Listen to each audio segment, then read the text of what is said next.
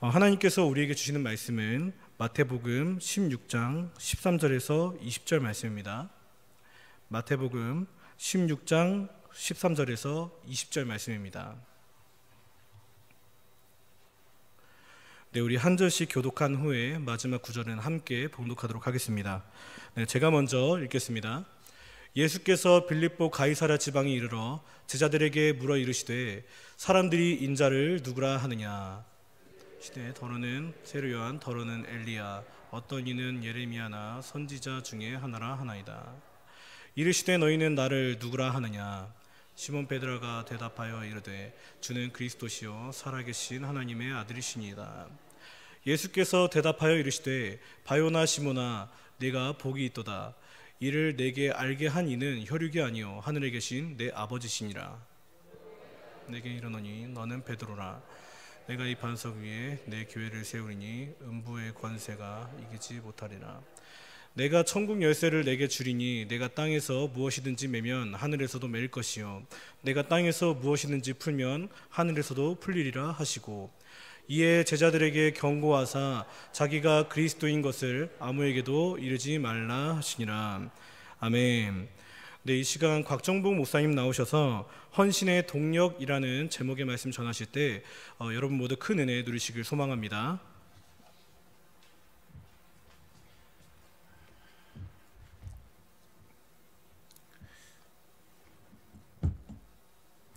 기도하겠습니다.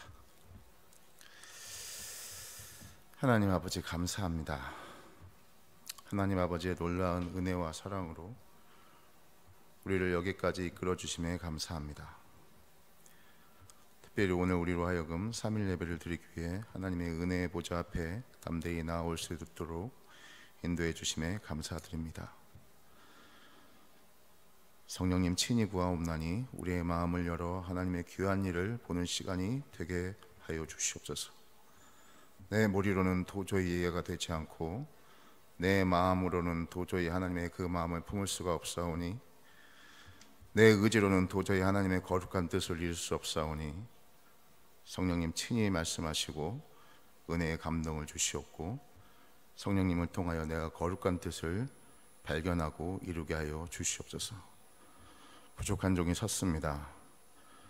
하나님 강건하게 붙잡아 주시옵시고 하나님을 경외하는 마음으로 두렵고 떨리는 마음으로 섰사오니 종은 완전히 감춰주시고 오직 하나님의 영광만 드러나고 주신 은혜로 죽은 영혼이 낙심된 영혼이 길을 잃은 영혼이 다시 되살아나고 회복되는 시간이 되게 하여 주시옵소서. 모든 시간을 주님께 맡겨드립니다. 주 예수 그리스도의 이름으로 기도합니다. 아멘.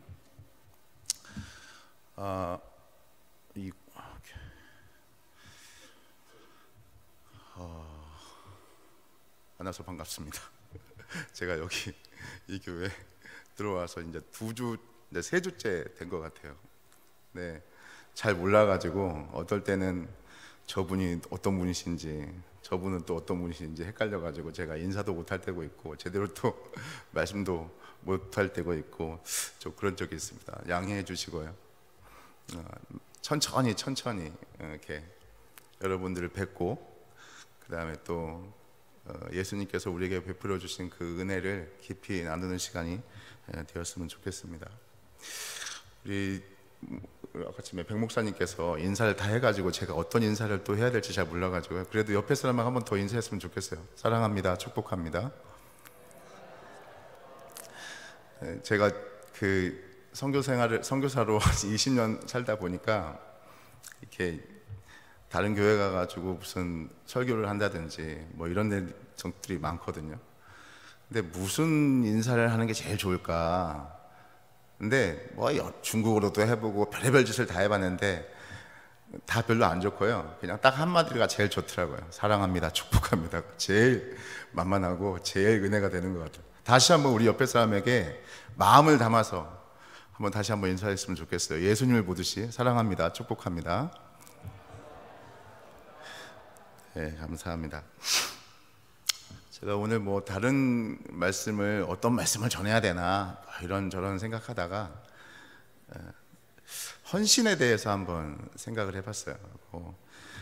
오늘 본문 말씀을 통해서 마태복음 16장 13절부터 20절 말씀인데 제일 중요한 말씀은 마태복음 16장 16절 말씀이에요. 딱 한 구절이죠.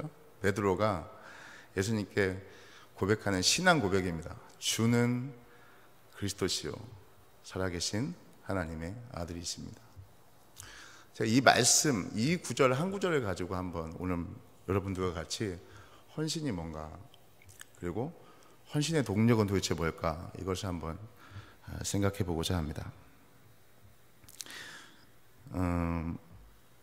오늘 본문에서 제자들과 가이사랴 빌립보를 지나던 예수님은 제자들에게 이렇게 말씀합니다. 세상 사람들이 나를 뭐라고 하느냐 그랬더니 제자들이 뭐라고 말씀하죠? 예수님에게 어떤 사람은 예수님을 엘리야라고도 하고, 어떤 사람은 예수님을 예레미야라고도 하고, 어떤 사람은 예수님을 다른 선지자라고도 합니다. 그랬더니 예수님께서 그 말이 떨어지자마자 다시 제자들에게 묻죠.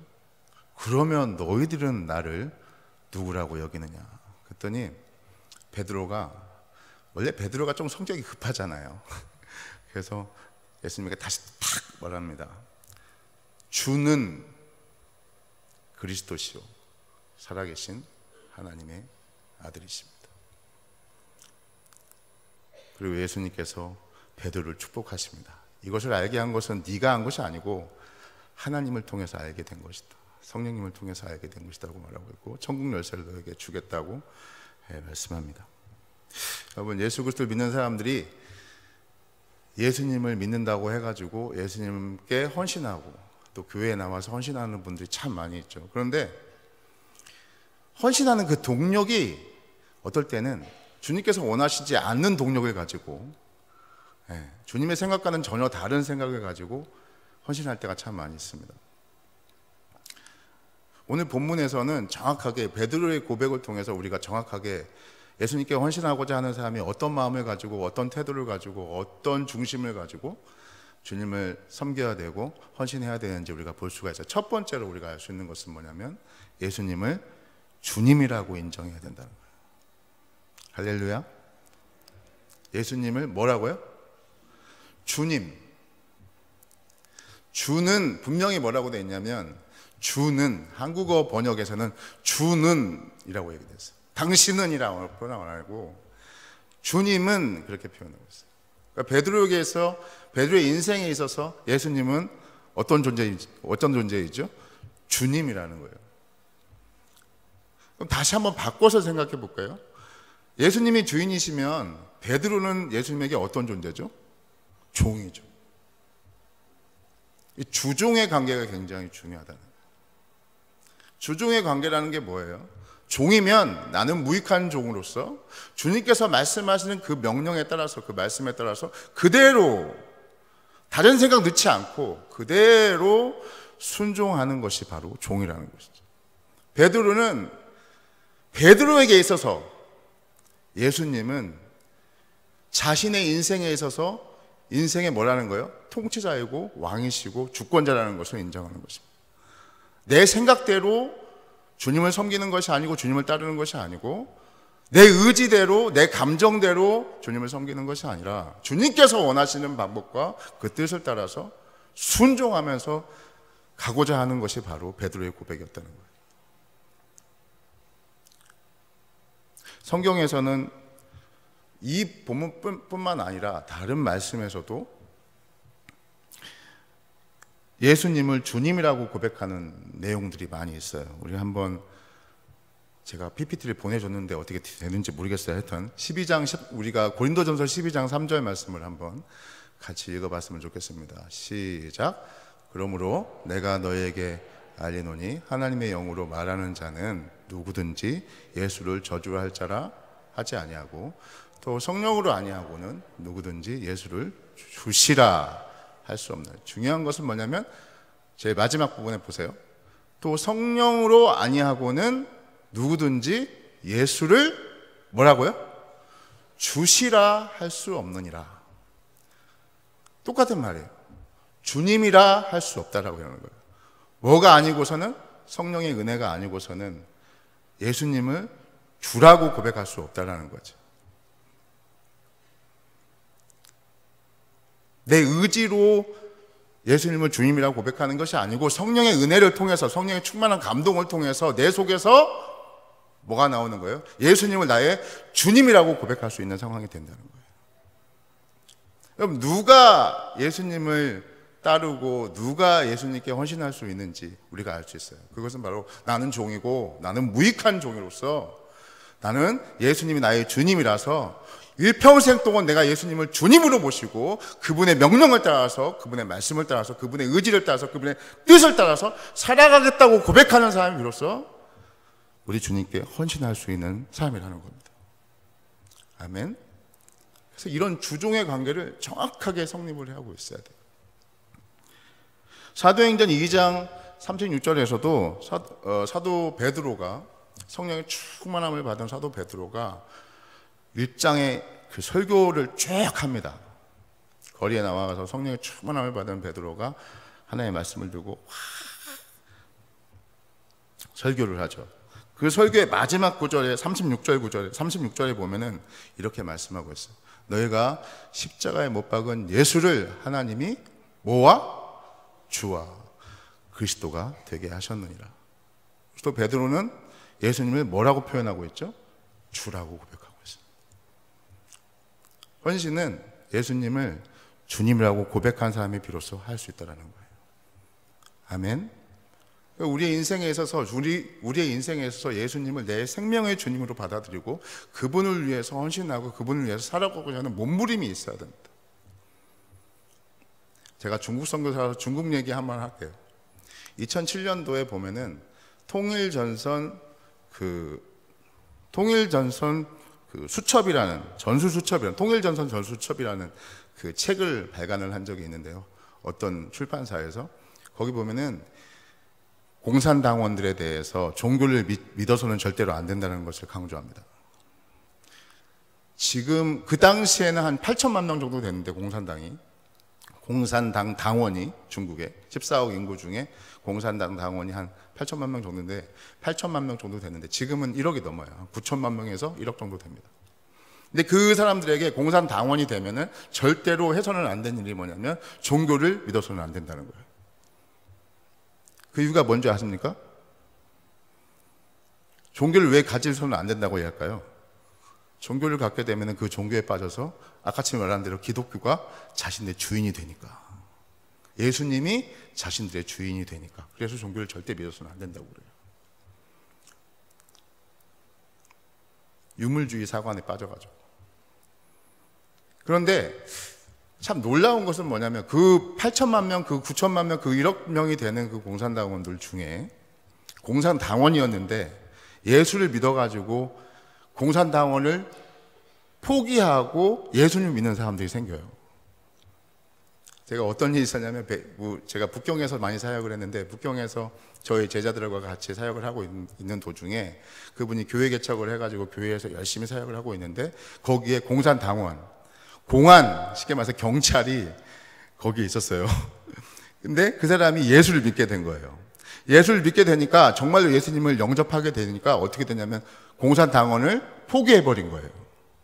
그러니까 경찰서에서 난리가 난 거예요. 출근도 안 하고 갑자기 공산당원에서 나간다고 하니까 그 공안에서 난리가 난 거예요. 그래서 2명이 나오게 된 거예요. 이게 도대체 어떻게 생긴 건지, 어떤 일이 벌어진 건지. 공산당원이었는데, 공안이었는데 자기가 공산당원을 포기해버리면 엄청난 불이익을 당합니다. 여러 가지로. 직장을 들어갈 때도, 자식들이 직장을 들어갈 때도, 아니면 사회적인 복지 혜택을 받는 것도 전혀 받을 수가 없어요. 근데 이 사람은 그런 것까지 다 포기하면서까지 예수를 믿는 거예요. 그 이유가 뭘까요? 그 인생에서 제일 중요한 것은 공산당이 아니고, 자신의 인생에서 자신을 이끌어주고 자신을 변화시킨 것은 공산당이 아니고 예수 그리스도의 복음이 그 사람을 변화시킨 가장 중요한 것을 알았기 때문에 그렇게 공산당을 나오고 예수님을 따르고 주님을 위해서 헌신하는 모습으로 살 수 있었던 것입니다. 1966년부터 76년까지 문화대혁명이 있었습니다. 2천만 명이 죽었습니다. 종교를 믿는 사람들을 다 고문하고 박해하고 그 믿는 사람들이 다 도망 다니고 산지로 도망 다니고 다른 데로 도망 다니고 했던 그런 10년 동안의 세월이 있었습니다.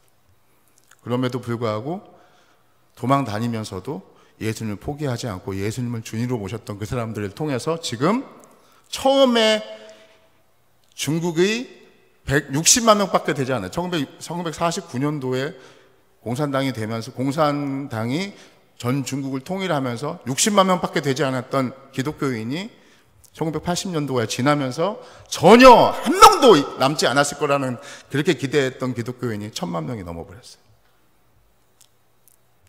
그 이유가 뭔지 아십니까? 엄청난 고난 속에서 박해하고 죽이고 고문하고 감옥에 보내는 그런 박해 속에서도 공산당을 포기하고 오히려 예수님을 주인으로 믿었던 그 사람들을 통해서 복음이 펼쳐지게 되고 그 펼쳐진 복음을 통해서 중국은 변화되게 됐던 것입니다.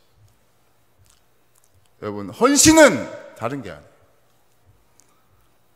내가 예수님을 주인으로 삼고 그 주인을 위해서 살아가는 것이 바로 헌신의 동력이 될 수 있다는 것입니다. 아멘. 우리가 그런 믿음을 가지고 살길 소망합니다. 내가 주님을 위해서 살아갈 때 나에게 돈 몇 푼 주어지니까, 아니면 나에게 어떤 복이 임하게 되니까, 아니면 내가 예수 그리스도를 통해서 내가 병을 낫게 되니까, 아니면 어떤 다른 이유 때문에 내가 주님을 헌신한다고 하면 그건 헌신의 동력이 아닙니다. 그건 진정한 헌신이 아닙니다. 예수 그리스도가 나의 주인이기 때문에 내가 헌신한다는 것, 그것이 진정한 헌신의 동력인 줄로 믿습니다. 두 번째로 우리가 오늘 본문 말씀을 통해서 알 수 있는 헌신의 동력은 예수 그리스도가 바로 누구라는 거죠? 그리스도라는 거죠. 예수님은 주는 그리스도시요. 그리스도라는 것은 무엇을 얘기하죠? 그리스도라는 것은 뭘 얘기하죠? 그리스도는 구원자를 얘기하지 않습니까? 예수님은 나의 구원자이십니다.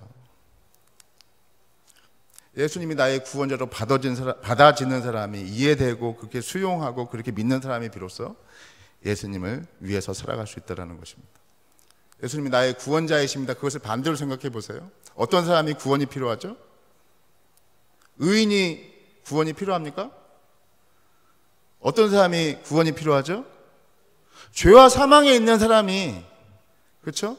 죄 가운데 있는 사람이 구원이 필요하지 않습니까? 그게 무슨 말이에요? 예수님은 나의 구원자이십니다라는 말은 무슨 말을 얘기하는 거죠? 나는 구원이 필요한 죄인입니다 라는 것을 얘기하는 거예요. 나는 예수님의 구원이 아니고서는 도저히 하나님께로 갈 수가 없습니다.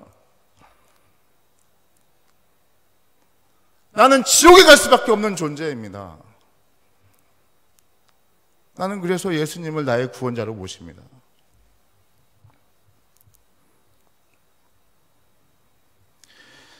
여러분, 죄가, 다시 한번 얘기해 볼게요. 죄는 뭘 얘기할까요? 나는 죄인입니다. 그러면 죄라는 것은 뭘 진정한 죄라고 할 수 있을까요? 살인, 방화, 간음 등등, 사기 등등 이런 것들 다 죄라고 할 수 있잖아요. 근데 그 죄 중에 가장 뿌리가 되는 죄가 뭐라고 할 수 있을까요? 가장 근원적인 죄가 뭐라고 할 수 있을까요? 하나님을 모르는 것이 죄입니다. 하나님께서 보여주시는 사랑을 모르는 것이 죄고, 하나님께서 베푸신 사랑을 이해하지 못하고 무시하는 것이 죄고, 그걸 경멸하고 그걸 박해하는 것이 죄입니다. 우리가 이사야서 1장 3절 말씀을 보면은 이런 말씀이 있어요. 소는 그 임자를 알고 나귀는 그 주인의 구유를 알건만은 이스라엘은 알지 못하고 나의 백성은 깨닫지 못하는도다 하셨도다. 소는 뭘 안다고요? 그 임자를 알고 주인을 안다는 거죠. 나귀는 그 주인의 구유를 아는데 이스라엘은 뭘 알지 못해요? 하나님을 알지 못해요. 자기의 주인 되신 하나님, 자기 아버지 되신 하나님, 자기를 택하셔서 자기를 사랑하시는 그 하나님을 모른다는 거예요.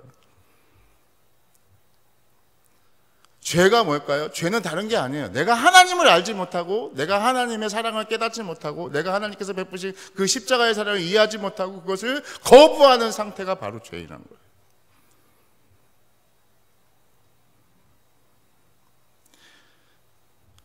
그럼 세상에 하나님의 구원이 필요한 죄인은 얼마나 있을까요? 법정에 판결을 받고 감옥에 들어가 있는 사람이 그 사람들만은 그 죄인이라고 할 수 있을까요? 그렇지 않죠. 로마서 3장 10절에서 23절 말씀, 10절과 23절 말씀을 보면은 기록된 바 의인은 없나니 하나도 없으며, 23절 말씀에는 뭐라고 되어 있죠? 모든 사람이 죄를 범하였음에 하나님의 영광에 이르지 못하였다고 말씀하고 있습니다. 모든 사람이 다 죄라는 거예요. 죄인이라는 거예요. 그럼 모든 사람이 다 뭐가 필요하죠? 구원이 필요하죠.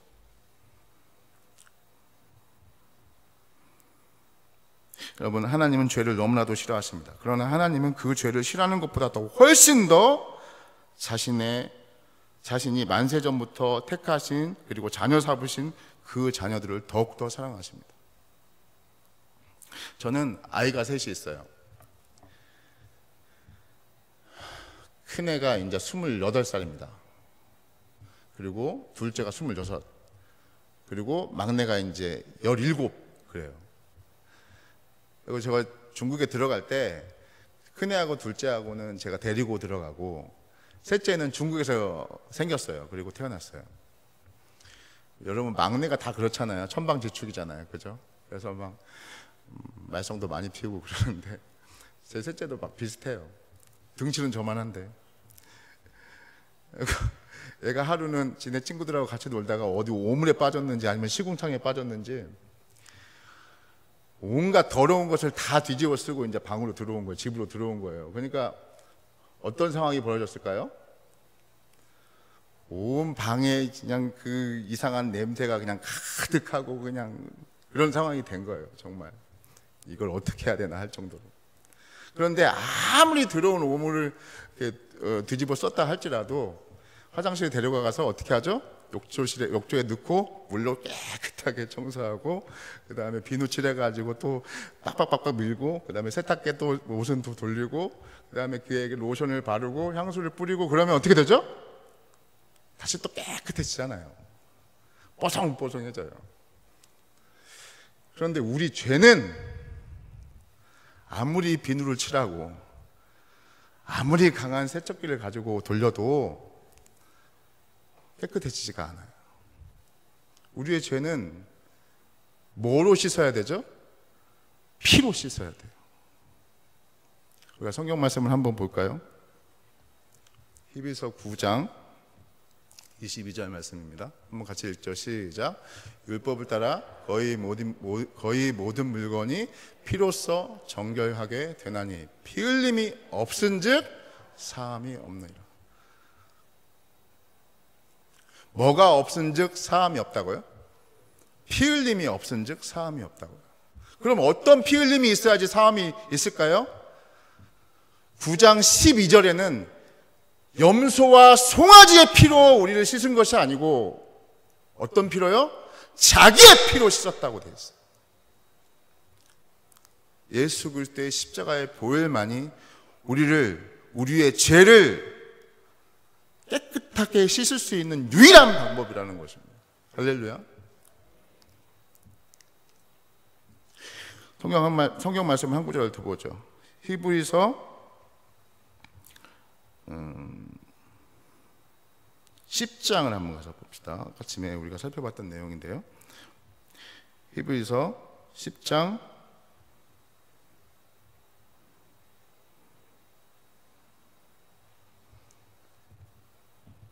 23절 말씀인데, 10장 19절부터 20절, 히브리서 10장 19절부터 20절, 그거 한번 읽어보죠. 시작. 그러므로 형제들아, 우리가 예수의 피를 힘입어 성소에 들어갈 담력을 얻었느니 그 길은 우리를 위하여 휘장 가운데로 놓으신 새로운 살 길이요, 휘장은 곧 그의 육체니라. 그래서 히브리서 10장 19절부터 20절 말씀에는 뭐라고 되어 있어요?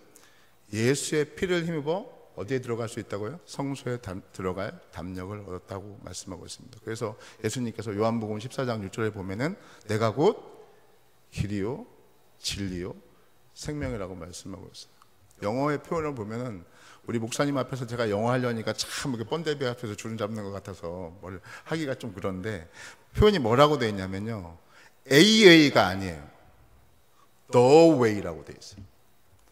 The way, the truth, the life라고 되어 있어요. 무슨 말이죠? 오직 유일한 길이고 진리고 생명이라는 거예요. 하나님께로 갈 수 있는 여러 방법 중에 하나의 길이 아니고 오직 그 길밖에 없다라는 거예요. 내 죄를 씻을 수 있는 유일한 방법이 바로 그것밖에 없다라는 거예요. 염소와 송아지 피로 되는 것이 아니고 저먹고 흠없는 예수 그리스도의 피로 우리의 죄가 씻어졌다는 거예요. 그 보배로운 피 흘림이 있어서 우리가 죄에서 사망에서부터 구원을 얻을 수 있었다는 거예요. 여러분, 헌신이 어디서부터 시작되죠? 예수님이 나의 주인이라는 것을 인정할 때부터 시작돼요.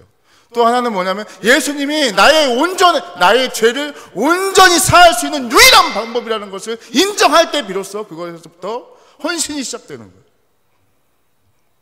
그것이 없으면, 그 인정함이 없으면, 그 믿음이 없으면, 그 수용함이 없으면 우리의 헌신은 절대로 헌신이 아니에요.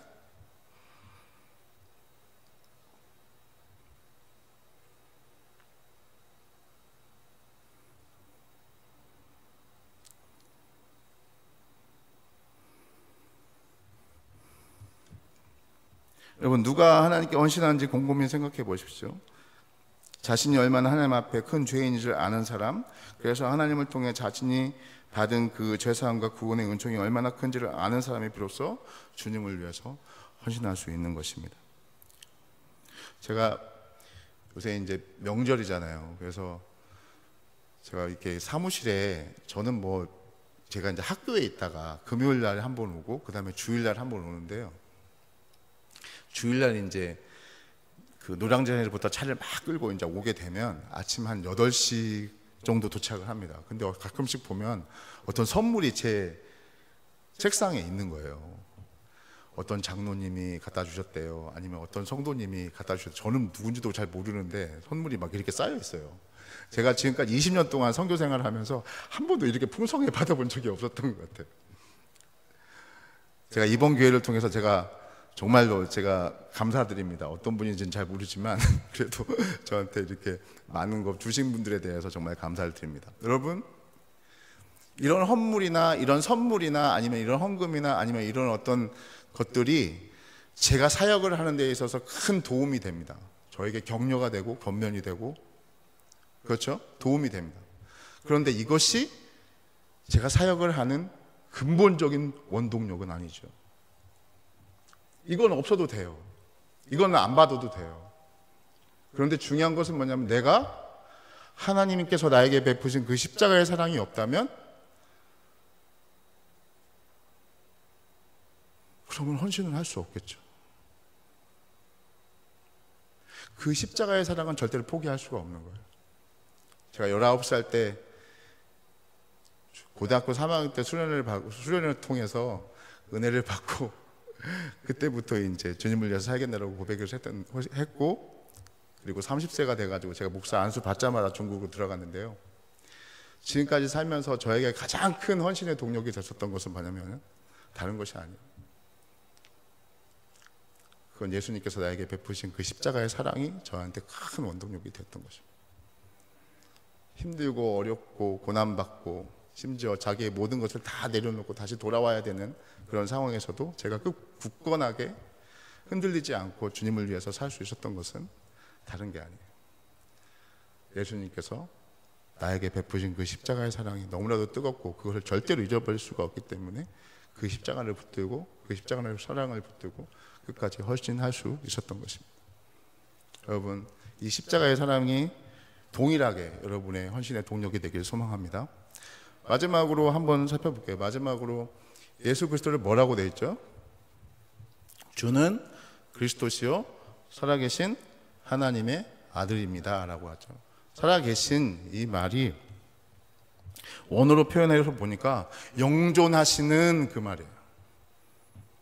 영원히 존재하시는 그 말입니다. 살아계신 하나님의 아들이십니다. 그 말은 영존하시는 전능하신 하나님입니다. 그 말입니다. 여러분, 저는 예수님의 100% 인간됨과 100% 하나님 되심을 믿습니다. 예수님의 전능성을 믿습니다. 예수님을 통해서 뭐가 일어났죠? 기적이 일어났잖아요. 눈먼 자가 눈을 뜨게 됐고, 안진뱅이가 일어났고, 죽은 지 사흘 되었던 나사로가 다시 살아났고, 만유인력 법칙을 다 무시하고 바다를 걸으셨고 바다를 잠잠케 하셨고. 할렐루야.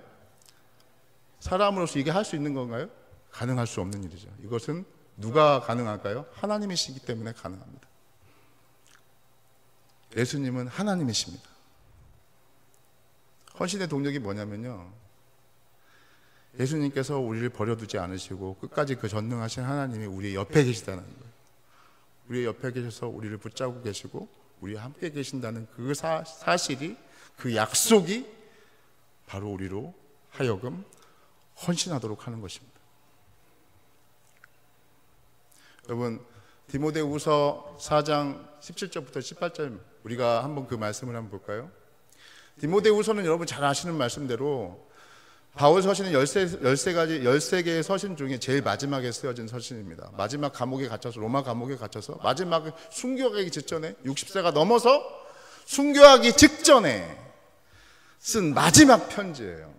그 마지막 고백이, 마지막 유언 같은 고백이 저 말씀입니다. 근데 뭐라고 말씀하냐면 이렇게 얘기하고 있어요. 주께서 내 곁에 서서 나에게 힘을 주심은 나로 말미암아 선포된 말씀이 온전히 전파되어 모든 이방인이 듣게 하려 하심이니 내가 사자의 입에서 건짐을 받았느니라. 18절, 주께서 나를 모든 악한 일에서 건져내시고 또 그의 천국에 들어가도록 구원하시리니 그에게 영광이 세생 무궁토록 있을지어다. 아멘. 주께서 어떻게 계시다고요? 내 곁에 서서 나와 함께 계신, 나에게 힘을 더하시나니. 힘들고 어려운 상황에서 진짜 이제 목이 날아가는 마지막 순교 직전에 있는 바울에게, 바울이 고백하는 마지막의 고백은 뭐냐면, 지금 이 상황에서도 내 주님은 나를 떠나지 아니하고 내 곁에 서서 나에게 힘을 더하신다고 말씀하고 있습니다. 이것이 바로 우리의 헌신의 동력인 줄로 믿습니다. 지금도 제가 설교할 때, 지금도 여러분이 옆에서 듣고 있을 때, 여러분이 울고 있을 때, 여러분이 기뻐할 때, 여러분이 고난당할 때, 여러분이 핍박당할 때, 여러분이 아파할 때, 여러분이 고민할 때, 걱정할 때,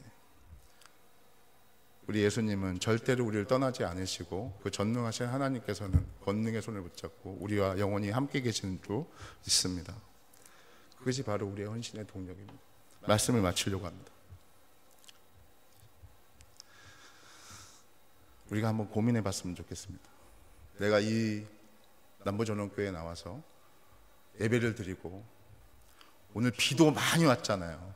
저기 우리 학교에서 봉담에서 여기까지 오는데 1시간 걸리더라고요. 비가 너무 많이 와가지고 막히고 해가지고, 비 오는데 왜 이렇게 여기까지 오셔가지고 또 예배 드리시죠? 그 예배의 동력이 뭡니까? 여러분, 왜 주님을 위해서 삽니까? 그 헌신의 동력이 뭡니까? 말씀한 대로 3가지를 기억해 줬으면 좋겠습니다. 예수님이 여러분의 주인인 줄로 믿으시기 바랍니다. 예수님이 여러분을 유일하게 살릴 수 있는, 죄에서 여러분을 구원하신 유일한 구원자이신 줄로 믿으시기 바랍니다. 여러분의 영원토록 여러분을 떠나지 않으시고 예수님이 영원토록 여러분의 곁에 계셔서 여러분에게 힘을 더하시는 분이시기 때문에 여러분이 그 하나님께 영광을 돌리는 줄로 믿습니다.